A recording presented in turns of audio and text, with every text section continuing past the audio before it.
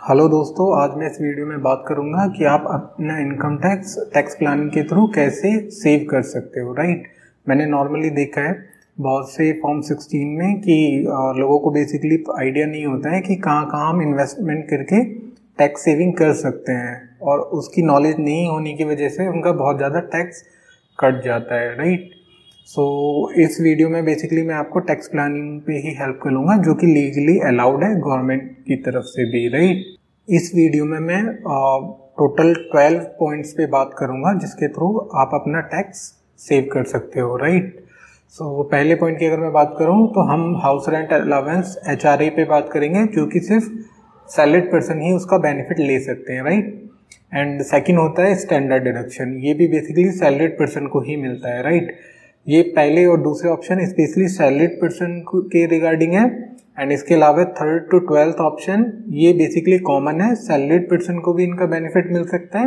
And businessman को भी। Right, सो ये वीडियो बेसिकली सैलरीड पर्सन के लिए भी इम्पोर्टेंट है और बिजनेसमैन के लिए भी इम्पोर्टेंट है। राइट, इस वीडियो में बेसिकली हम बात करेंगे कि आप HRA के थ्रू कैसे अपना टैक्स सेव कर सकते हो, स्टैंडर्ड डिडक्शन के थ्रू कैसे आप अपना टैक्स सेव कर सकते हैं, सेक्शन 80C बेसिकली इन्वेस्टमेंट के रिगार्डिंग होता है, लाइक PF, इंश्योरेंस एक्सेट्रा, तो इन्वेस्टमेंट के थ्रू आप कैसे कर सकते हो tax save.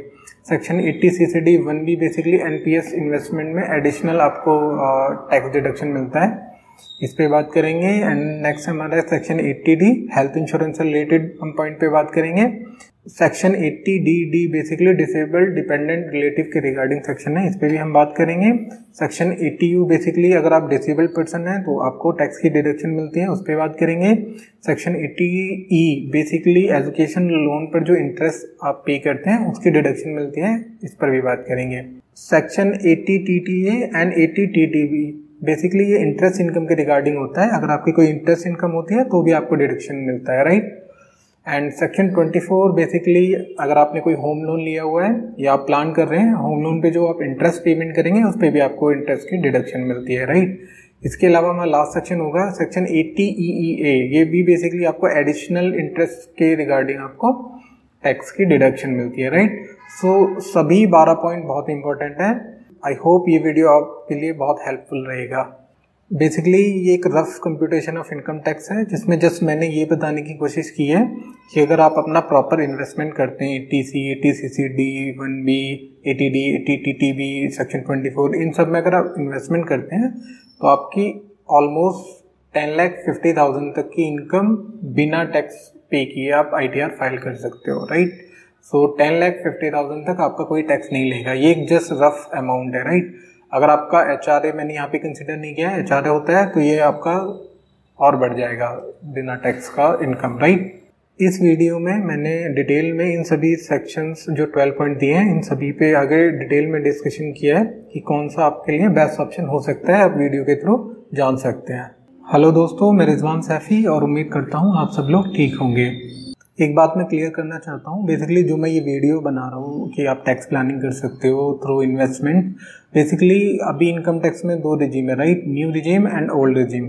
Basically according to me old regime is the best option. क्यों? क्योंकि उसमें क्या होता है, आपको एक इन्वेस्टमेंट का ऑप्शन मिलता है। राइट, कि आप इन्वेस्टमेंट करेंगे तो आपको टैक्स में डिडक्शन मिल जाएगा। राइट, इनकम डिडक्शन मिल जाएगा। सो इसमें क्या होता है, डबल बेनिफिट है। एक तो आप इन्वेस्टमेंट कर रहे हैं, इट मीन्स ये आप ही का पैसा है, कुछ टाइम बाद आपको वापस मिल जाएगा with return. Right, and second thing आपको दूसरा बेनिफिट मिल रहा है कि आपका टैक्स भी कम हो रहा है। राइट, तो 2 बेनिफिट है, एक तो आपका इन्वेस्टमेंट हो रहा है एंड आपका टैक्स बेनिफिट भी मिल रहा है। राइट, न्यू रिजीम बेसिकली उन लोगों के लिए बेस्ट ऑप्शन है जिनको इन्वेस्टमेंट नहीं करना है, क्योंकि न्यू रिजीम की ये कंडीशन है कि आपको कोई अपना इन्वेस्टमेंट की डिडक्शन नहीं मिलेगी, चाहे आप करते हो नहीं करते हो डजंट मैटर, आपको वहाँ कोई डिडक्शन नहीं मिलेगी। बट ओल्ड रिजिम में अगर आप इन्वेस्टमेंट करते हो तो आपको प्रॉपर डिडक्शन मिलेगी। तो इसके 2 बेनिफिट होते हैं, आपका इन्वेस्टमेंट भी हो रहा है और आपको टैक्स का बेनिफिट भी मिल रहा है। और आई विल ऑलवेज एनकरेज कि सभी को इन्वेस्टमेंट करना चाहिए। राइट, देखिए एक एडवाइस और मैं आपको देना चाहूँगा। बेसिकली जो भी आप इन्वेस्टमेंट कर रहे हैं या आप कोई एक्सपेंस कर रहे हैं मेडिकल या दूसरे जिसका आपको टैक्स का बेनिफिट मिलेगा, राइट, सो ऑलवेज ट्राई कि वो आप पेमेंट या इन्वेस्टमेंट हमेशा बैंक से ही करें। उसका क्या रीज़न होता है, एक तो रीज़न ये है कि लॉ में भी कहीं कहीं स्पेशली डिफाइन होता है कि आपका जो इन्वेस्टमेंट है या एक्सपेंसेस है अदर देन कैश होने चाहिए, ठीक है। तो एक तो ये कंडीशन, एंड दूसरा ये रहता है फॉर एग्जांपल आप अगर बैंक से करते हैं तो इन फ्यूचर आप कह सकते हैं कि देखो हमने एक्चुअल में इन्वेस्टमेंट किया है and this is the proof कि मैंने ही किया है, राइट, कि और किसी ने मेरे नाम पे वो इन्वेस्टमेंट नहीं किया है। तो आई विल ऑलवेज एडवाइज कि आप जो पेमेंट करें वो बैंक अकाउंट से ही करें, राइट। इस स्लाइड में बेसिकली मैं बात करूंगा कि सेक्शन 80C में आप कौन कौन से इन्वेस्टमेंट करके अपना टैक्स सेव कर सकते हो, राइट। सो बेसिकली अगर मैं बात करूं कि सेक्शन 80C का बेनिफिट किसको मिलेगा, तो बेसिकली इंडिविजुअल या HUF ही टैक्स बेनिफिट ले सकते हैं सेक्शन 80C में, ठीक है। इंडिविजुअल मतलब natural person like Rizwan, Ram, Shyam, Mohan, ठीक है। HUF Hindu undivided family, right. So individual and HUF इस सेक्शन में बेनिफिट ले सकते हैं। एंड टाइम लिमिट की बात करूं कि कब आपको डिडक्शन मिलेगा, देखिए आपको इन्वेस्टमेंट करना है रेलिवेंट फाइनेंशियल ईयर में, राइट। रेलिवेंट फाइनेंशियल ईयर का मतलब है जिस साल आपको इनकम अर्न हो रही है उसी साल आपको इन्वेस्टमेंट भी करना है। और फाइनेंशियल ईयर स्टार्ट होता है 1 अप्रैल, ठीक है, एंड एंड होता है नेक्स्ट 31 मार्च को, ठीक है। तो इस बीच में आपको अपना इन्वेस्टमेंट करना है, राइट। इस बीच में आप इन्वेस्टमेंट करेंगे तभी आपको उस रेलिवेंट फाइनेंशियल ईयर में टैक्स का बेनिफिट मिल पाता है। मैक्सिमम डिडक्शन की बात करूं, देखिए सेक्शन 80C में मैक्सिमम 1,50,000 का आप इन्वेस्टमेंट कर सकते हो। जो भी मैं बेसिकली डिडक्शन की बात करूंगा इसका मतलब ये होता है कि फॉर एग्जांपल आपकी 10 लाख इनकम है, राइट, और आपने 1 लाख रुपए इन्वेस्टमेंट कर दिया, तो इट मीन्स गवर्नमेंट क्या करती है, जो आपकी 10 लाख इनकम होगी उसमें से 1 लाख माइनस कर देगी कि आपने एलिजिबल इन्वेस्टमेंट किया हुआ है, एंड अगेन जो टैक्स का कैलकुलेशन होगा वो 9 लाख पे होगा, राइट। सो इट मीन जो भी आप इन्वेस्टमेंट करते हो जिसकी मैं बात कर रहा हूँ वो सीधा आपके इनकम से माइनस हो जाएगा और बैलेंस इनकम पर ही आपका टैक्स लगेगा। देखिए अगर मैं मैक्सिमम अमाउंट ऑफ डिडक्शन की बात करूँ तो सेक्शन 80C में बेसिकली आपको 1,50,000 का मैक्सिमम बेनिफिट मिल सकता है, राइट। फॉर एग्जाम्पल आपने अगर 1.5 लाख से ज़्यादा भी किया हुआ है तब भी ये अपने आप को लिमिट कर लेगा 1,50,000 में। इन केस आपने 1,50,000 से कम इन्वेस्टमेंट किया है तो जो आपकी इन्वेस्टमेंट की अमाउंट होगी वो, ठीक है। तो इट मीन्स जो आपने इन्वेस्टमेंट किया है वो अमाउंट अगर कम है तो उसको लेंगे, अगर आपके 1.5 लाख से ज़्यादा है तो मैक्सिमम 1.5 लाख आपको बेनिफिट मिलेगा। एंड इसमें देखिए अगर मैं ऑप्शन की बात करूँ कहाँ का इन्वेस्टमेंट करना है आपको जिसमें आपको ये बेनिफिट मिल सके 80C का, तो इसमें बहुत सारे ऑप्शन हैं जो मैंने आगे स्लाइड में डिटेल में डिस्कस किया है, ठीक है। एंड देखिए इन्वेस्टमेंट इन रिलेटिव नेम की बात करूँ, फॉर एग्जांपल आप हैं, ठीक है, आपकी स्पाउस मतलब आपकी वाइफ, हस्बैंड, आपके बच्चे हो गए, ठीक है, पेरेंट्स हो गए, इस टाइप से मैं अगर बात करूं कि आप इनके नाम पर भी इन्वेस्टमेंट करना चाहें तो आप बेसिकली अपने स्पाउस एंड चिल्ड्रन के नाम पे इन्वेस्टमेंट कर सकते हो, तो उसका भी आपको बेनिफिट मिल जाएगा, राइट। अगर मैं इन्वेस्टमेंट ऑप्शन की बात करूं कि कहाँ कहाँ आप इन्वेस्टमेंट करके अपना 80C में बेनिफिट ले सकते हो 1,50,000 का मैक्सिमम, तो देखिए इसमें बहुत सारे आपके पास ऑप्शन होते हैं। जो मैं डिस्कस कर रहा हूँ ये मोस्ट पॉपुलर ऑप्शन डिस्कस कर रहा हूँ, ठीक है। तो देखिए सबसे पहला ऑप्शन है एम्प्लॉय प्रोविडेंट फंड, राइट। सो जो भी बंदा जॉब करता है, राइट, तो उनका क्या होता है वहाँ पे नॉर्मली PF कटता ही है, तो जो PF डिडक्शन होता है उसका आपको 80C में बेनिफिट मिलता है। फॉर एग्जांपल आपका 40,000 रुपये PF कट गया है तो 1,50,000 की जो लिमिट है इट मीन्स हो गया कि आपने 40,000 का इन्वेस्टमेंट कर दिया तो बैलेंस 1,10,000 रुपये आप दूसरे ऑप्शन में इन्वेस्टमेंट करके यूज़ कर सकते हो, राइट। एंड सेकेंड ऑप्शन हो गया PPF, ठीक है। इन केस आपका EPF कम कट रहा है तो आप बैलेंस अमाउंट PPF में इन्वेस्टमेंट कर सकते हो, राइट। इसका देखिए PPF में इन्वेस्टमेंट अगर आप करते हैं तो उसमें ये है कि आपका लॉक इन पीरियड 15 ईयर का होता है एंड आपको जो इंटरेस्ट मिलता है बेसिकली PPF में वो टैक्स फ्री रहता है, चाहे वो EPF में हो, ठीक है, या फिर वो PPF में हो। इंटरेस्ट इनकम टैक्स फ्री होती है PF पर, राइट। सो इट मीन्स ये हो गया कि अगर आप मैच्योरिटी पे PPF में पैसा निकाल रहे हो तो वो टैक्स फ्री रहता है, ठीक है। एंड सेम वे में अगर EPF में भी आप 5 साल के बाद पैसा निकालते हैं तो भी आपका टैक्स फ्री रहता है। इंटरेस्ट तो टैक्स फ्री है ही, राइट। थर्ड हमारा ऑप्शन है FD। देखिए FD में एक कंडीशन है कि जो आप FD कराएंगे 5 साल का लॉक इन पीरियड होना चाहिए उसमें, ठीक है। ऐसा नहीं कि आपने 1 साल की कराई फिर उसके बाद आप हर साल रिन्यू करा रहे हैं 5 साल तक, तो उसका बेनिफिट नहीं मिलने वाला है। आपको जब FD करानी है तो सीधे 5 साल की करानी है और स्पेशली बोल रहे हैं कि ये बेसिकली 80C के लिए करा रहे हैं। एंड इस FD पे जो बेसिकली इंटरेस्ट मिलेगा वो टैक्सेबल होगा, फोर्थ हमारा ऑप्शन है लाइफ इंश्योरेंस प्रीमियम। ठीक है, तो देखिए बेसिकली क्या होता है, लाइफ इंश्योरेंस प्रीमियम आप अपने नाम पे कर सकते हैं, अपने स्पाउस के नाम पे कर सकते हैं, चिल्ड्रन के नाम पे ले सकते हैं, राइट। एंड इसका मैच्योरिटी जो होगा वो टैक्स फ्री रहता है नॉर्मली। ठीक है, एंड फिफ्थ हमारा ऑप्शन है चिल्ड्रंस ट्यूशन फीस। देखिए बेसिकली गवर्नमेंट ने 2 चिल्ड्रन की स्कूल फीस आपको अलाउ किया हुआ है, ट्यूशन फीस। ठीक है, तो 2 चिल्ड्रन की ट्यूशन फीस आपको ATC में अलाउड होती है, बट इसमें कुछ कंडीशन है कब अलाउड होगी। जो आपकी ट्यूशन फीस है बेसिकली वो फुल टाइम कोर्स के लिए होनी चाहिए और मैक्सिमम 2 बच्चों के लिए हो सकती है, एंड वो कोई भी कॉलेज, यूनिवर्सिटी, एजुकेशनल इंस्टीट्यूट हो सकता है, बट वो इंडिया में होना चाहिए, राइट। ऐसे नहीं कि अगर आपके बच्चे बाहर पढ़ते हैं तब भी आप उनका ATC में बेनिफिट ले सकते हो, नहीं। आपका जो बच्चा पढ़ रहा है वो कॉलेज, यूनिवर्सिटी और educational institute situated in India होना चाहिए, राइट। एंड आपका बेसिकली जो प्राइवेट कोचिंग इंस्टीट्यूट ये सब होते हैं, इनमें अगर आपकी कोई ट्यूशन फीस जा रही है तो उसका बेनिफिट आपको नहीं मिलेगा, राइट। 6 हमारा ऑप्शन है नेशनल पेंशन सिस्टम। देखिए NPS में बेसिकली ये पेंशन जैसे नाम में इंक्लूड है, तो 60 ईयर्स के बाद आप यहाँ से पैसा विड्रॉ कर सकते हैं। तो इवन NPS में भी आप इन्वेस्टमेंट करते हैं तो भी आपका मैक्सिमम 1,50,000 की लिमिट रहती है, और इसका मैच्योरिटी पर जो पैसा मिलता है वो टैक्स फ्री रहता है। 7th हमारा पॉइंट है सुकन्या समृद्धि योजना। बेसिकली ये लड़कियों के लिए गवर्नमेंट ने स्कीम इशू की थी। इसमें क्या होता है, इसमें भी आपका टैक्स फ्री रहेगा जो भी आपका मैच्योरिटी पे विड्रॉल होता है, राइट। 8th हमारा पॉइंट है रिपेमेंट ऑफ होम लोन। देखिए बेसिकली जब हम होम लोन लेते हैं तो उसका रिपेमेंट होता है, तो उसमें 2 कंपोनेंट इंक्लूड होते हैं। ठीक है, जो भी EMI होती है, एक तो इंटरेस्ट पार्ट होता है, एक होता है प्रिंसिपल। तो बेसिकली ATC में जो मैं बात कर रहा हूँ प्रिंसिपल अमाउंट की कर रहा हूँ। फॉर एग्जांपल आपकी 50,000 की EMI थी, जिसमें आपका 30,000 रुपये इंटरेस्ट जा रहा है, 20,000 रुपये आपका प्रिंसिपल अमाउंट था। तो मैं सिर्फ उस 20,000 की बात कर रहा हूँ, क्योंकि 30,000 जो इंटरेस्ट पार्ट है वो आपको अलग से सेक्शन 24 में उसका डिडक्शन मिलता है। बट ATC की बात करूँ तो यहाँ पे सिर्फ प्रिंसिपल अमाउंट, जो मैंने एग्जांपल दिया था 20,000, सिर्फ उसका ही बेनिफिट मिलेगा। ठीक है, तो होम लोन पे जो भी आपने प्रिंसिपल अमाउंट रिपेमेंट किया है उसका सेक्शन 83 में आप बेनिफिट ले सकते हो। बट इसमें एक कंडीशन है कि जो आपने होम लोन लिया है वो बेसिकली रेजिडेंशियल प्रॉपर्टी के रिगार्डिंग ही होना चाहिए, तभी आपको सेक्शन 83 में बेनिफिट मिलता है। 9th हमारा पॉइंट है stamp duty paid on purchase of a house. देखिए जब भी हम कोई घर खरीदते हैं तो उस पर स्टैम्प ड्यूटीज एंड ट्रांसफ़र करने में बहुत सारे एक्सपेंसेस होते हैं। ठीक है, जैसे registration fees, transfer expenses etcetera. तो stamp duty and transfer expenses भी आप ATC में डिडक्शन ले सकते हो। ठीक है, देखिए अगर आप म्यूचुअल फंड में इन्वेस्टमेंट करते हैं, वो भी ELSS वाले, मतलब स्पेशली टैक्स बेनिफिट के लिए ये होते हैं, तो इसमें क्या कंडीशन है, लॉक इन पीरियड 3 साल का होता है। जो नॉर्मल म्यूचुअल फंड होता है उसमें कोई लॉक इन पीरियड नहीं होता है, आप आज खरीदो और आप मतलब 10 दिन बाद बेच सकते हो। ठीक है, मतलब कभी भी बेच सकते हो, ऐसा there is no lock in period. But जो आपका टैक्स बेनिफिट जिसका ATC में बेनिफिट मिलेगा म्यूचुअल फंड का, उसमें लॉक इन पीरियड होता है 3 साल का। तो इसमें बेसिकली आप इन्वेस्टमेंट कर सकते हो, और ये मेरे हिसाब से बेस्ट ऑप्शन है अगर आप थोड़ा रिस्क ले सकते हो एंड आपकी लॉन्ग टर्म प्लानिंग है।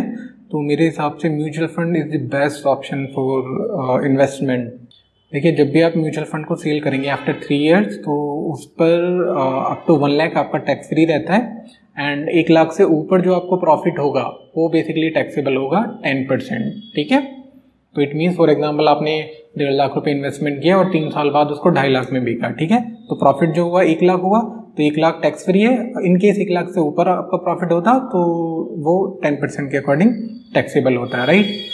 मैं पर्सनली आपको एडवाइस करूंगा कि अगर आप थोड़ा रिस्क ले सकते हैं और एंड आपके पास थोड़ा टाइम है कि 10, 15, 20 साल के लिए इन्वेस्टमेंट करना है, तो in that case mutual fund is the best option, क्योंकि इस पर return as compare to PPF and आपका FDs बहुत ज़्यादा होता है, राइट। सो पर्सनली मैं भी इसको प्रीफर करता हूँ।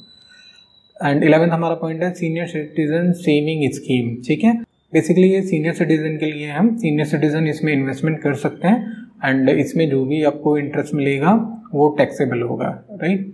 तो ये बेसिकली सेक्शन 80C के रिगार्डिंग था। सो इसमें जो भी मैंने 11 पॉइंट आपको समझाए वो मोस्ट कॉमन मतलब इन्वेस्टमेंट ऑप्शंस हैं जो कि नॉर्मली लोग करते हैं, और मैंने स्टार्टिंग में आपको बताया 1,50,000 ओवरऑल लिमिट है, राइट। आप इससे ज़्यादा इन्वेस्टमेंट कर सकते हो, बट आपको मैक्सिमम 1,50,000 का ही बेनिफिट मिलेगा, राइट। अगर आप 1,50,000 से कम इन्वेस्टमेंट करते हो तो वो कम अमाउंट का ही मिलेगा, राइट। इस स्लाइड में मैं बात करूंगा सेक्शन 80 CCD 1B। बेसिकली ये सेक्शन है एनपीएस इन्वेस्टमेंट के रिगार्डिंग, कोई भी पेंशन सिस्टम जो कि गवर्नमेंट से अप्रूव्ड है, राइट। सो नॉर्मली लोग एनपीएस में ही इन्वेस्टमेंट करते हैं। देखिए, अगर मैं बात करूं कि किसको ये बेनिफिट मिलता है तो बेसिकली इंडिविजुअल को ही इसमें बेनिफिट मिलेगा। एचयूएफ कंपनीज इस सेक्शन में बेनिफिट नहीं ले सकती हैं। एंड मैं टाइम लिमिट की बात करूं तो सेम कि आपको रेलिवेंट फाइनेंशियल ईयर में इन्वेस्टमेंट करना है तो ही आपको इसका बेनिफिट मिलेगा। मैक्सिमम अमाउंट की बात करूं तो सेक्शन 80 CCD 1B में 50,000 का आपको बेनिफिट मिल सकता है, राइट। एंड अगर मैं इन्वेस्टमेंट की बात करूं कहाँ करना है तो जैसे मैंने आपको बताया पेंशन स्कीम नोटिफाई और as may be notified by the central government, तो नॉर्मली एनपीएस इसके लिए एलिजिबल है, ठीक है, इस स्कीम के लिए। एंड इन्वेस्टमेंट की अगर मैं बात करूं कि आपको अपने नाम पे करना है या रिलेटिव के नाम पे, तो सिर्फ आपको अपने नाम पे करेंगे तभी इस सेक्शन में बेनिफिट आपको मिलेगा, ठीक है। तो 80 CCD 1B basically section 80C में 1,50,000 की इन्वेस्टमेंट आपको मिल रही थी एंड सेक्शन 80 CCD 1B में आपको एडिशनल 50,000 का बेनिफिट मिलता है, राइट। तो इस सेक्शन का भी आप बेनिफिट ले सकते हैं थ्रू इन्वेस्टमेंट इन एनपीएस। इस स्लाइड में बेसिकली मैं बात करूंगा सेक्शन 80D की। तो देखिए, बेसिकली सेक्शन 80D कवर करता है अगर आप कोई हेल्थ इंश्योरेंस की पेमेंट कर रहे हैं, प्रिवेंटिव हेल्थ चेकअप की पेमेंट कर रहे हैं या आपने कोई मेडिकल एक्सपेंसेस किए हैं इनकेस आपका कोई इंश्योरेंस नहीं है, ठीक है। तो अगर मैं इसकी बात करूं कि कौन इस सेक्शन में बेनिफिट ले सकता है, इंडिविजुअल या एचयूएफ दोनों ही इस सेक्शन का बेनिफिट ले सकते हैं। टाइम लिमिट की बात करूं, आपको सिंपली जो रेलिवेंट फाइनेंशियल ईयर हो गया उस फाइनेंशियल ईयर में आपको इंश्योरेंस की पेमेंट करनी है या वो एक्सपेंसेस करने हैं, ठीक है। अगर मैं मैक्सिमम अमाउंट की बात करूं कि कितना आपको बेनिफिट मिल जाएगा, तो सारे कॉम्बिनेशन मिला के मैक्सिमम आप 1 लाख का बेनिफिट सेक्शन 80D में ले सकते हो। वो मैं आपको नेक्स्ट स्लाइड में बताऊंगा कि मैक्सिमम 1 लाख आप किस टाइप से डिडक्शन क्लेम कर सकते हो, राइट। एंड मैं ये बात करूं कि आपको इन्वेस्टमेंट कहाँ करना है या एक्सपेंसेस कहाँ करने हैं, तो इसमें बेसिकली 3 ही कैटेगरी कवर्ड है, health insurance premium and health checkup and third है आपका मेडिकल एक्सपेंसेस, ठीक है। इनकी क्या लिमिट है वो भी मैं आपको नेक्स्ट स्लाइड में बताऊंगा। अगर मैं देखिए रिलेटिव की बात करूं कि इंश्योरेंस प्रीमियम अगर हम रिलेटिव का पेमेंट करें तो भी आपको डिडक्शन मिलेगा या नहीं मिलेगा। देखिए, इसमें सिंपल है, अगर आप अपने नाम पे आपके स्पाउस या आपकी फैमिली मतलब आपके चिल्ड्रन और आपके पेरेंट्स दोनों ही कवर्ड हैं, इनके नाम पर भी ये एक्सपेंसेस करते हैं या इंश्योरेंस प्रीमियम पे करते हैं तो भी आपको इनका बेनिफिट मिल सकता है, राइट। तो नेक्स्ट स्लाइड में चलते हैं।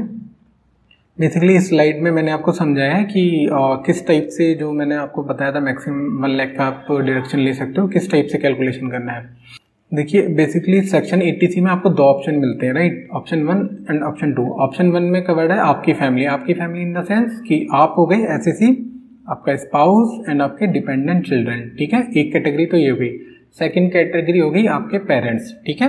तो दोनों हम अलग अलग समझेंगे। तो आपके केस में भी गवर्नमेंट ने मैक्सिमम 50,000 का डिडक्शन दिया हुआ है एंड आपके पेरेंट्स के केस में भी आप मैक्सिमम 50,000 का डिडक्शन ले सकते हैं, राइट। सो इन टोटल 50 आप अपने केस में ले सकते हैं, 50 पेरेंट्स के केस में ले सकते हैं, तो टोटल 1 लाख का आप मैक्सिमम बेनिफिट ले सकते हो। और इसमें भी फिर एडिशनल लिमिट दी है गवर्नमेंट ने, कैसे करना है क्या करना है तो मैंने नीचे डिटेल में दिया है। देखिए, इसमें क्या है, आपको बेसिकली 3 ऑप्शन जैसे मैंने पहले बताया था, medical insurance, preventive health checkup और मेडिकल एक्सपेंसेस, ठीक है। तो इसमें बेसिकली क्या है, अगर आप मेडिकल इंश्योरेंस पे एक्सपेंस करते हैं तो मैक्सिमम लिमिट उसकी 25,000 है, ठीक है, कि इंश्योरेंस में मैक्सिमम 25,000 आप इंडिविजुअली पेमेंट कर सकते हो।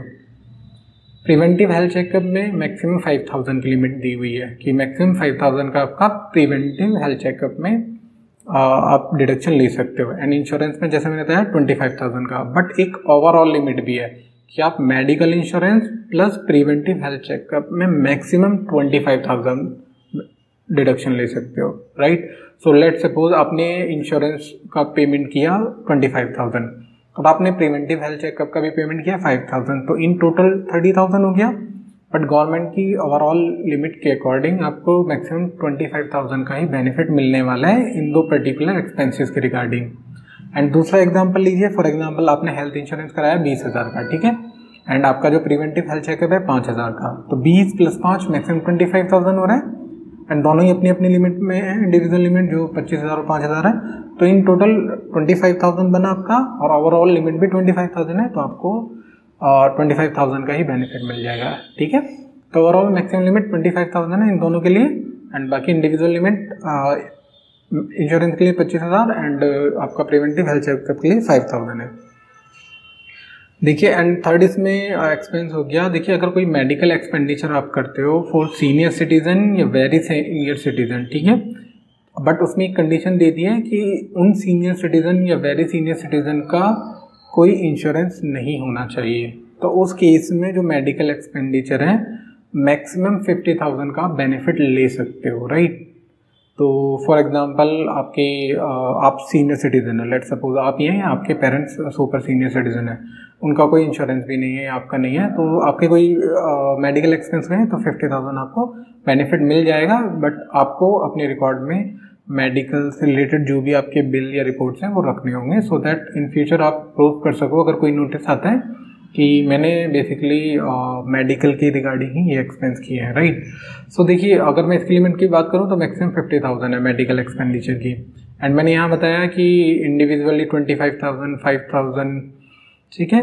तो इसमें बेसिकली ये तीन ऑप्शन आपके लिए भी हैं, medical insurance, preventive health checkup and आपका मेडिकल एक्सपेंडिचर, और ये तीनों ऑप्शन आपके पेरेंट्स के लिए भी है, right. So individual overall limit जो है ऑप्शन 1 में 50,000 मैक्सिमम, ऑप्शन 2 में 50,000 मैक्सिमम। यहाँ पे medical insurance and preventive health checkup में ओवरऑल लिमिट 25,000 है, बट इंडिविजुअल 25,000 मेडिकल इंश्योरेंस की है, प्रिवेंटिव हेल्थ चेकअप की 5,000, एंड सेम वे में मेडिकल एक्सपेंडिचर की 50,000 लिमिट है। मैं एक एग्जांपल देता हूँ। फॉर एग्जांपल, आपने अपना इंश्योरेंस करा रखा था, ठीक है, बट आपने क्या किया, पेरेंट्स का कोई इंश्योरेंस नहीं करा रखा था, तो उस केस में आपके मेडिकल एक्सपेंडिचर हुए 50,000, ठीक है। तो आप क्या करेंगे, अपने केस में जो भी आपने कराया था, क्योंकि ऑप्शन 1 में 50,000 मैक्सिमम आप अपने लिए ले सकते हो डिडक्शन, तो आप कैलकुलेशन करेंगे कि आपने इंश्योरेंस में कितना दिया, आपका पर्सनल प्रिवेंटिव हेल्थ चेकअप कितना है, तो वो आप ऑप्शन 1 में क्लेम कर लेंगे, जिसकी लिमिट मैक्सिमम 50,000 है। एंड आपने जो अपने पेरेंट्स का मेडिकल एक्सपेंडिचर किए है उसका आपको मैक्सिमम 50,000 का बेनिफिट मिल जाएगा, राइट। सो ये थोड़ा बहुत कंफ्यूजिंग सा सेक्शन है, but I tried my best कि मैं आपको इजी वे में समझा दूँ, ठीक है। इनकेस आपकी कोई क्वेरी है तो आप हमें मेल पर या कमेंट बॉक्स में कमेंट करके पूछ सकते हैं। देखिए, नेक्स्ट सेक्शन है हमारा सेक्शन 80DD। बेसिकली ये सेक्शन है डिसेबल्ड डिपेंडेंट रिलेटिव के रिगार्डिंग। फॉर एग्जांपल, अगर आपका कोई डिसेबल्ड एंड डिपेंडेंट रिलेटिव है, उसके आप मेडिकल एक्सपेंडिचर या उस पर खर्च करते हो तो आपको टैक्स का बेनिफिट मिलेगा, ठीक है। तो इसमें देखिए, अगर मैं बात करूँ who can claim exemption, individual भी कर सकते हैं, एचयूएफ भी कर सकते हैं, ठीक है। एंड टाइम लिमिट की बात करूँ तो रेलिवेंट फाइनेंशियल ईयर में डिसेबल्ड एंड डिपेंडेंट रिलेटिव आपके पास होना चाहिए, एंड उनका आप एक्सपेंस बियर कर रहे हैं, ठीक है, जो भी मेडिकल रिलेटेड है। एंड थर्ड देखिए, इसमें क्या है, जो मैक्सिमम अमाउंट ऑफ डिडक्शन है वो मैक्सिमम नहीं है, basically fixed amount of deduction है। तो इट मीन्स आप इस केस में कवर होते हैं कि आपका कोई रिलेटिव है जो कि डिसेबल एंड डिपेंडेंट है, तो आपको फिक्स्ड अमाउंट ऑफ डिडक्शन मिलेगी, चाहे आपने उन पर खर्चा 10 रुपये किया है या 10 लाख किया है, डजंट मैटर, ठीक है। तो इसमें 2 कंडीशन है बेसिकली। पर्सन विद डिसेबिलिटी, तो 75,000 आपको फ्लैट मिलेगा, ये 75,000 आप इनकम से माइनस कर सकते हो। सेकंड कंडीशन है पर्सन विद सीवियर डिसेबिलिटी है, तो उस केस में आपको 1,25,000 मिलेगा। ये आपको कैसे पता चलेगा कि सीवियर डिसेबिलिटी है या नॉर्मल डिसेबिलिटी है, तो बेसिकली एक जो आपके डॉक्टर होंगे, ठीक है, वो आपको एक सर्टिफिकेट देंगे जो कि इनकम टैक्स लॉ के अकॉर्डिंग मैंडेटरी है। वो उसमें डिफाइन करेंगे कि डिसेबिलिटी का कैटेगरी कौन सा है, सीवियर डिसेबिलिटी है या नॉर्मल डिसेबिलिटी है, राइट। तो उसके अकॉर्डिंगली आप 75,000 या 1,25,000 का डिडक्शन ले सकते हो। एंड आपको कहाँ एक्सपेंस करने हैं, मैंने बताया जैसे पहले, मेडिकल ट्रीटमेंट में करना है, including nursing, training and rehabilitation of A dependent, ठीक है। एंड अगर मैं बात करूं कि आपको अपने रिगार्डिंग एक्सपेंस करना है रिलेटिव, तो ऑब्वियस एक कंडीशन है कि डिसेबल्ड एंड डिपेंडेंट रिलेटिव पर ही एक्सपेंस करेंगे तो ही आपको डिडक्शन मिलेगा। फॉर एग्जांपल, अगर आप खुद ही डिसेबल्ड है, ठीक है, तो आपको इस सेक्शन का बेनिफिट नहीं मिलेगा। बेनिफिट तभी मिलेगा जब आप रिलेटिव के केस में ये एक्सपेंसेस कर रहे हैं, ठीक है। एंड 6 पॉइंट की मैं बात करूँ, देखिए आपने आपको एक प्रूफ अपने पास रखना होता है, वो बेसिकली मेडिकल सर्टिफिकेट होगा इन फॉर्म 10IA, ठीक है। इसका फॉर्मेट ऑनलाइन मिल जाता है, तो उस फॉर्मेट में जो भी आपका मेडिकल ऑफिसर होंगे वो सर्टिफाई करके देंगे कि जो भी पेशेंट हैं आपके वो बेसिकली डिसेबल्ड हैं या सीवियर डिसेबल्ड है। देखिए इस स्लाइड में मैं बात करूँगा सेक्शन 80U की। सेक्शन 80U कवर करता है कि इन केस आप डिसेबल्ड हैं तो आपको टैक्स का बेनिफिट मिलता है। देखिए इससे पहले मैंने डिस्कस किया था सेक्शन 80DD, उस सेक्शन में बेनिफिट तब मिलता है जब डिसेबल्ड पर्सन आपके रिलेटिव हैं और आप उन पर एक्सपेंस कर रहे हैं तो आपको बेनिफिट मिलता है। इन केस आप ही डिसेबल्ड हैं तो उस केस में आपको सेक्शन 80TU में ही बेनिफिट मिलता है, राइट। तो ये मेन डिफरेंस है दोनों सेक्शन में। अगर मैं बात करूँ कौन इसकी एग्जम्पशन क्लेम कर सकता है, तो सिर्फ इंडिविजुअल, ठीक है। एंड अगर मैं बात करूँ कब इन्वेस्टमेंट करना है, क्या खर्चे करने हैं, तो आपको सिंपल मेडिकल एक्सपेंसेस आपके होते हैं during the relevant financial year, आपके मेडिकल ट्रीटमेंट में हो, including nursing training and rehabilitation of A dependent, ठीक है। एंड अगर मैं बात करूँ कि रिलेटिव के नाम से भी आप ये एक्सपेंस कर सकते हो, तो नहीं, ये आप अपने लिए करेंगे तभी 80U में जाएंगे। इनकेस रिलेटिव के लिए कर रहे हैं तो तब आपके पास सेक्शन 80DD वाला ऑप्शन है, right. And proof of disability की मैं बात करूं तो मेडिकल सर्टिफिकेट आपको देना होता है सेक्शन 10IA में, ठीक है। वो आपको मेडिकल ऑफिसर साइन करके देंगे सर्टिफिकेट, उसके बेस पर आप अपना डिडक्शन ले सकते हो इनकम से। और मैं अगर बात करूं कि इसमें मैक्सिमम अमाउंट ऑफ डिडक्शन क्या है, तो इसमें कोई मैक्सिमम अमाउंट नहीं है, बेसिकली इसमें फिक्स अमाउंट ऑफ डिडक्शन है। अगर आप डिसेबल्ड हैं, राइट, आपका अपने मेडिकल पे एक्सपेंसेस कुछ भी हो, ठीक है, डजंट मैटर, मतलब चाहे वो 10 रुपये या 10 लाख, डजंट मैटर, ठीक है, फिक्स अमाउंट ऑफ डिडक्शन आपको मिलना है। अगर आपकी सिर्फ डिसेबिलिटी की कैटेगरी में कवर्ड होते हो तो 75,000 मिलेंगे हर साल जब तक आप डिसेबल्ड हैं। एंड अगर आपकी डिसेबिलिटी सीवियर कैटेगरी में आती है तो आपको 1,25,000 इनकम से डिडक्शन मिलेगी हर साल जब तक आपके पास सर्टिफिकेट है फॉर्म 10IA में, ठीक है। देखिए नेक्स्ट हमारा सेक्शन है सेक्शन 80E। सेक्शन 80E का बेनिफिट आपको तभी मिल सकता है अगर आपने कोई एजुकेशन लोन लिया है, right. So in case of education loan, अगर आपने उसका इंटरेस्ट की पेमेंट की है एजुकेशन लोन की, तो वो इंटरेस्ट का जो पेमेंट किया है उसका डिडक्शन आपको मिल जाता है, राइट। सो अगर मैं बात करूं कि किसको बेनिफिट मिलेगा, सिर्फ इंडिविजुअल ही इसका बेनिफिट ले सकते हैं, राइट। एंड टाइम लिमिट की बात करूं, आपको रेलिवेंट फाइनेंशियल ईयर में अगर आपने कोई इंटरेस्ट पेमेंट किया है रिगार्डिंग योर एजुकेशन लोन, तो आपको उस इंटरेस्ट का बेनिफिट मिल जाएगा, ठीक है। And maximum amount of deduction की बात करूं कि कितना आपको मैक्सिमम डिडक्शन मिलना है, तो देखिए इंटरेस्ट की अमाउंट कितनी भी हो डजंट मैटर, आपको डिडक्शन मिल जाएगी, whether it will be 1 lakh 10 lakh doesn't matter, जो भी आपका इंटरेस्ट अमाउंट है एक्चुअल आपने पे किया है वो आपको डिडक्शन मिलेगा विदाउट एनी लिमिट। बट इसमें एक कंडीशन है कि आपको जो डिडक्शन मिलेगा मैक्सिमम 8 ईयर्स तक मिलेगा। फॉर एग्जांपल आपने आज इस साल एजुकेशन लोन लिया और आपका जो इंस्टॉलमेंट स्टार्ट होंगे, रिपेमेंट स्टार्ट होगा आपका 3 साल बाद, 4 साल बाद, या कभी भी स्टार्ट हो, डजंट मैटर, ठीक है। सो जिस भी साल आपका लोन का रिपेमेंट स्टार्ट होता है उस साल आपको डिडक्शन मिलेगा एंड उसके नेक्स्ट 7 ईयर तक आपको डिडक्शन मिलेगा, राइट। सो इन टोटल आपको 8 ईयर्स तक इंटरेस्ट का डिडक्शन मिलेगा, ठीक है। एंड अगर मैं बात करूं कि किस केस में मिलेगा, तो सिंपल आपने एजुकेशन लोन लिया हो और उस एजुकेशन लोन का रिपेमेंट इंटरेस्ट रिपेमेंट पर मिलता है, ठीक है। एंड अगर मैं बात करूं कि आपने एजुकेशन लोन रिलेटिव के नाम पे लिया है तो भी आपको डिडक्शन मिलेगा या नहीं, तो देखिए आप एजुकेशन लोन अपने नाम पर, अपने स्पाउस के नाम पर या आपके चिल्ड्रन के नाम पर हो सकता है। एंड देखिए इसमें स्पेशली लिखा है अगर ऐसा कोई स्टूडेंट है जिसके आप लीगल गार्जियन है तो उस स्टूडेंट की ने भी अगर कोई एजुकेशन लोन लिया है तो भी आप अपना डिडक्शन ले सकते हो। एंड देखिए अगर मैं एजुकेशन इंस्टीट्यूट की बात करूं तो देखिए जो एजुकेशन लोन लिया है मे बी वो कोर्स करने के लिए लिया है वेदर इन इंडिया और आउटसाइड इंडिया, ठीक है। आप कहीं भी पढ़ो, इंडिया में पढ़िए, इंडिया से बाहर पढ़िए, डजंट मैटर, ठीक है। बट इसमें एक कंडीशन है कि जो लोन आपको लेना है वो बेसिकली फाइनेंशियल इंस्टीट्यूशन या चैरिटेबल इंस्टीट्यूशन जैसा गवर्नमेंट ने अप्रूव किया है इस सेक्शन के लिए, वो इंडिया में ही रजिस्टर्ड होनी चाहिए, राइट। ऐसा नहीं कि आपने इंडिया से बाहर से लोन लिया और उस केस में आपको नहीं मिलने वाले, राइट। सो आपको लोन इंडिया से लेना है, इंडियन बैंक से, फाइनेंशियल इंस्टीट्यूशन से। एंड चाहे आप बच्चे की पढ़ाई इंडिया में कराइए या इंडिया से बाहर कराइए, डजंट मैटर, ठीक है। नेक्स्ट हमारा सेक्शन है सेक्शन 80 TTA एंड 80 TTB। देखिए ये बहुत सिंपल सेक्शन है। बेसिकली अगर आपकी कोई इंटरेस्ट इनकम है सेविंग बैंक पर या फिर आपके FD RD पर, तो इस सेक्शन का बेनिफिट आप ले सकते हो, बट कंडीशन एक है कि आपका इंटरेस्ट इनकम होनी चाहिए, तभी आपको बेनिफिट मिलेगा। इसमें क्या है, देखिए अगर मैं बात करूँ कौन इस सेक्शन का बेनिफिट ले सकता है, इंडिविजुअल HUF, ठीक है, एक्सेप्ट सीनियर सिटीजन। अगर मैं सेक्शन 80 TTA की बात करूँ, ठीक है, तो 80 TTA का बेनिफिट सिर्फ इंडिविजुअल HUF को मिलेगा बट सीनियर सिटीजन को नहीं मिलेगा, ठीक है। तो मैक्सिमम अमाउंट ऑफ डिडक्शन क्या है इसमें, 10,000 कि 10,000 तक अगर आपका इंटरेस्ट इनकम है तो आप बेनिफिट ले सकते हो।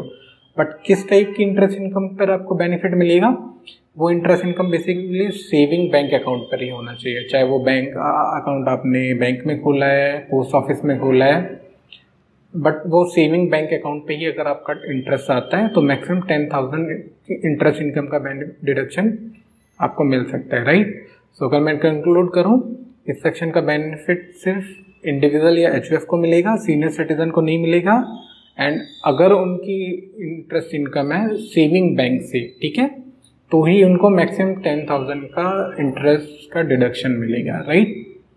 एंड सेक्शन 80 TTB की बात करूं तो ये स्पेशली सीनियर सिटीजन को ही इसका बेनिफिट मिलेगा, राइट।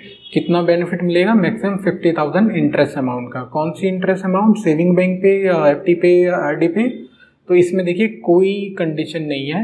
इंटरेस्ट अमाउंट चाहे सीनियर सिटीजन की FD पर हो, RD पर हो या फिर उनका सेविंग बैंक से उनको इंटरेस्ट मिला हो, राइट। तो किसी भी टाइप का इंटरेस्ट है, सीनियर सिटीजन को मैक्सिमम 50,000 का इनकम से डिडक्शन मिलेगा सेक्शन 80 TTB में, ठीक है।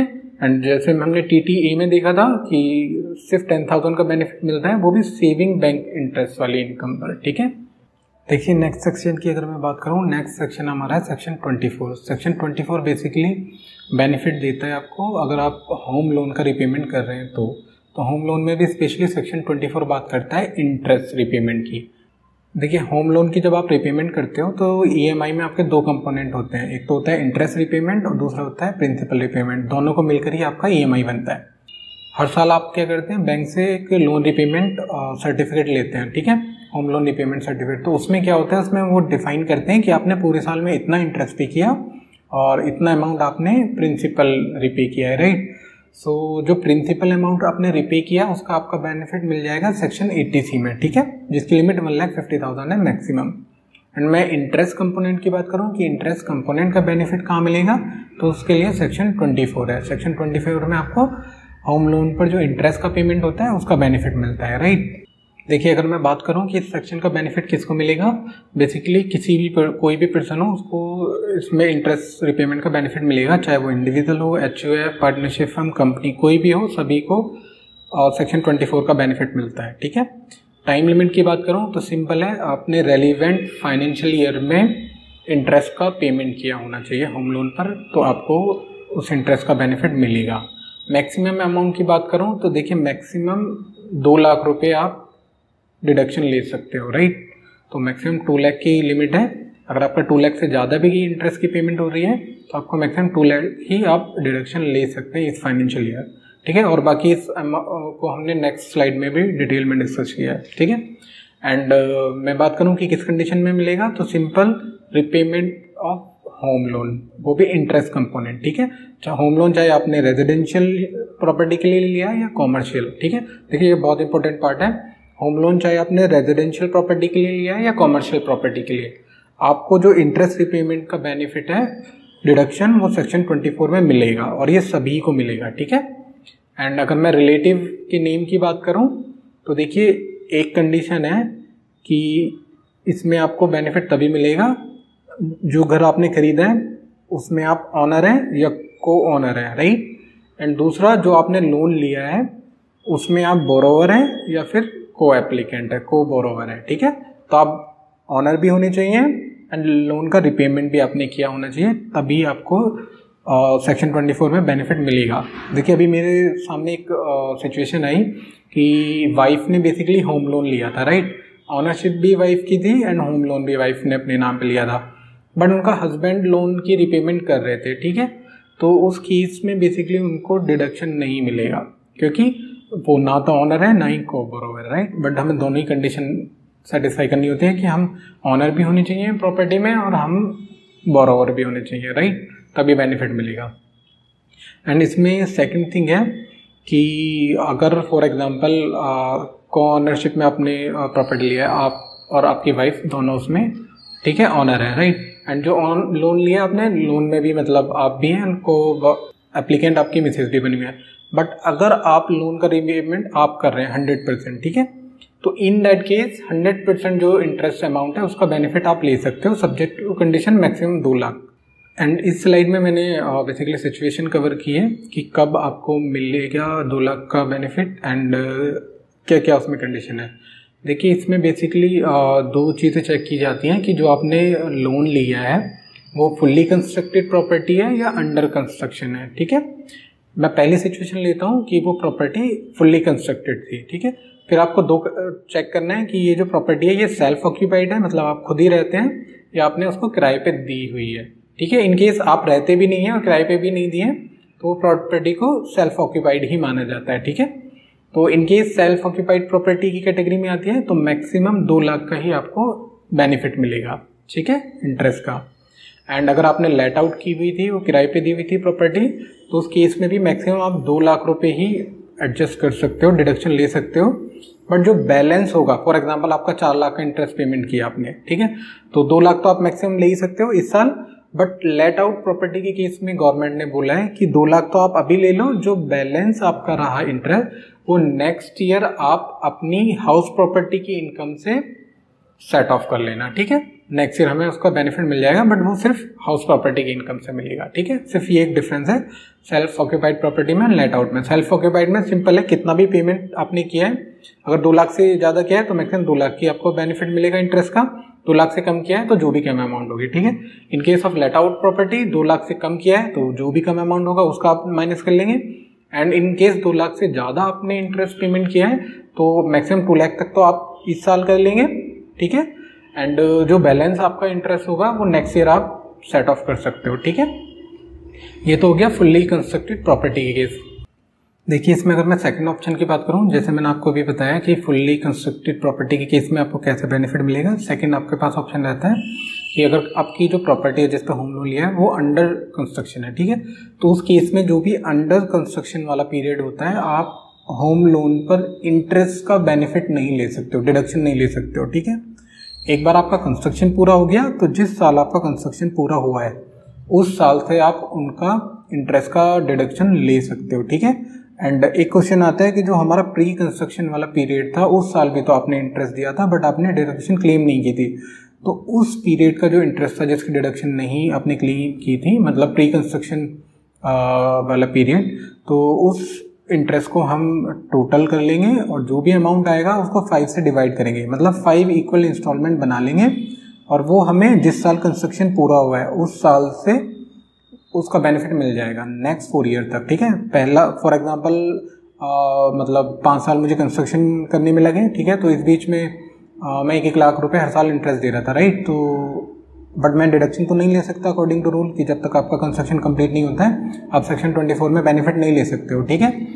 बट 5 लाख जो मैंने कंस्ट्रक्शन पूरा होने से पहले दिए हैं इंटरेस्ट के, तो उसको मैं क्लब करूंगा 5 लाख, उसको मैं 5 से डिवाइड करूंगा तो मेरा 1 लाख आएगा, ठीक है। तो इट मीन्स मैं 1-1 lakh additionally pre construction period का इंटरेस्ट ऐड करूंगा एंड जो जिस साल मेरा कंस्ट्रक्शन पूरा हुआ है उस साल का इंटरेस्ट, दोनों को ऐड करके मैं उस साल डिडक्शन ले सकता हूँ। नेक्स्ट ईयर भी सेम करूंगा कि जो भी उस साल का इंटरेस्ट होगा वो प्लस 1 साल पीछे का जो प्री कंस्ट्रक्शन वाला पीरियड है उसका मैं इंटरेस्ट लूंगा, दोनों को क्लब करके तब मैं डिडक्शन लूंगा, बट वो लिमिट वही रहेगी मैक्सिमम 2 लाख, ठीक है। तो एक बार आपका जैसे मैंने स्लाइड में आपको दिखाया है कि आप 5 इक्वल इंस्टॉलमेंट में उसका बेनिफिट ले सकते हैं और आपको वेट करना है till completion of the construction, ठीक है। एक बार कंस्ट्रक्शन पूरा हो गया तो सेम आपको चेक करना है कि सेल्फ ऑक्यूपाइड प्रॉपर्टी या लेट आउट। सेल्फ ऑक्यूपाइड के केस में मैक्सिमम 2 लाख का आपको बेनिफिट मिलता है एंड लेट आउट प्रॉपर्टी के केस में भी मैक्सिमम 2 लाख का बेनिफिट मिलता है, बट जो बैलेंस इंटरेस्ट होगा वो नेक्स्ट ईयर आप carry forward and set of कर सकते हो, राइट। आई होप ये आपको समझ आया होगा। स्टिल आपकी कोई क्वेरी है तो आप कमेंट में हमसे पूछ सकते हैं। नेक्स्ट हमारा सेक्शन है सेक्शन 80EA। बेसिकली ये भी इंटरेस्ट ऑन होम लोन पर ही बेस्ड है। तो ये एक तरीके से गवर्नमेंट ने एडिशनल बेनिफिट लिया है जस्ट टू एनकरेज कि लोग अपना घर खरीदें, ठीक है। तो मैंने पहले सेक्शन में आपको बताया, सेक्शन 24 में मैक्सिमम 2 लाख का आपको बेनिफिट होता है, डिडक्शन मिल जाता है। एंड सेक्शन 80EA में आपको एडिशनली 1,50,000 का इंटरेस्ट का बेनिफिट मिल जाएगा, ठीक है। फॉर एग्जांपल आप जो इंटरेस्ट की पेमेंट कर रहे थे वो 3 लाख रुपए कर रहे हो, लेट्स सपोज, ठीक है। तो सेक्शन 24 में लिमिट है कि मैक्सिमम 2 लाख कर सकते हो, तो 2 लाख हम कर लेंगे वहाँ। जो बैलेंस इंटरेस्ट बचा, ठीक है, तो एडिशनली उसका 1,50,000 आप सेक्शन 80EA में उसका बेनिफिट ले सकते हो, राइट। सो अगर मैं बात करूं इसका बेनिफिट किसको मिलेगा, सिर्फ इंडिविजुअल को मिलेगा, बट सेक्शन 24 में सभी को मिल रहा था, चाहे वो कंपनी हो, इंडिविजुअल, HUF, सभी को। बट सेक्शन 80EA का बेनिफिट सिर्फ इंडिविजुअल को, right. And amount of deduction की बात करूं कि कितना मिलेगा, देखिए डिडक्शन जो बेसिकली मिलेगा ये 1,50,000 मिलेगा, ठीक है। एंड ये ओवर एंड अबव होगा deduction of ₹2 lakh for interest payments available under section 24 of the income tax act, ठीक है। एंड अगर मैं कंडीशन की बात करूं, देखिए इसमें बेसिकली 3-4 कंडीशन है। पहली कंडीशन ये होगी कि जो भी आपका लोन लेते हैं वो रेजिडेंशियल हाउस प्रॉपर्टी खरीदने के लिए लेते हैं, ठीक है। कॉमर्शियल के लिए इस सेक्शन में अलाउड नहीं है। तो आप जो घर खरीदेंगे बेसिकली वो रेजिडेंशियल ही खरीदेंगे, ठीक है। एंड दूसरा हो गया कि जो आप घर खरीद रहे हैं उसकी स्टैम्प ड्यूटी वैल्यू 45 लाख या उससे कम ही होनी चाहिए। इनकेस 45 लाख से ज़्यादा है उसकी स्टैम्प ड्यूटी वैल्यू, तो आपको इस सेक्शन का बेनिफिट नहीं मिलना, ठीक है। तो 45 लाख या उससे कम ही उसकी स्टैम्प ड्यूटी वैल्यू होनी चाहिए। थर्ड इसमें कंडीशन है कि जो टैक्स पेयर है वो फर्स्ट टाइम होम बायर होना चाहिए। इट मीन्स उसकी ऑलरेडी कोई प्रॉपर्टी नहीं होनी चाहिए जिस डेट को वो ये प्रॉपर्टी खरीद रहे हैं, ठीक है। तो उसका फर्स्ट होम होना चाहिए जिसके रिगार्डिंग वो बेनिफिट मिलेगा उसको, ठीक है। तो जिस डेट को लोन सेक्शन हो रहा है उनके पास कोई दूसरी हाउस प्रॉपर्टी नहीं होनी चाहिए, वो फर्स्ट टाइम होम बायर होने चाहिए। एंड फोर्थ की मैं बात करूं, देखिए तो फोर्थ कंडीशन ये है कि जो लोन सेक्शन हुआ है बेसिकली वो 1 अप्रैल 2019 से 31 मार्च 2022, तो इस बीच अगर आपका लोन सेक्शन हुआ है तभी आपको इस सेक्शन का बेनिफिट मिलेगा। इट मीन्स इस सेक्शन में बेनिफिट बेसिकली लिमिटेड पीरियड के लिए ही अवेलेबल है।